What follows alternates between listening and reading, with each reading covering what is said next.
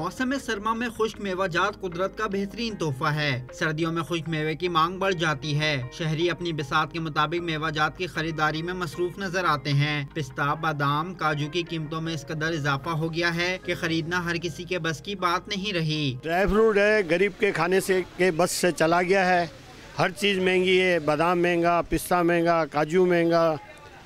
गरीब लोग नहीं खा सकते हैं, पैसे वाले ही ये इस्तेमाल कर सकते हैं। सर्द मौसम में ड्राई फ्रूट का इस्तेमाल एक लाजमी जुज़ तो है, मगर ज्यादा कीमत की वजह से मुतवस्सित तबके की कुव्वत खरीद से बाहर हो गया है। बेशतर तो ऐसे मेवों को दुकानों पर सजा देख कर ही दिल बहलाते हैं। शक्कर में माशाल्लाह इतनी सर्दी पड़ रही है, तो इसके लिए ज़रूरी है कि हम ये कुछ ड्राई फ्रूट खाए जाएँ, और लोग खाते भी हैं और खाने भी चाहिए।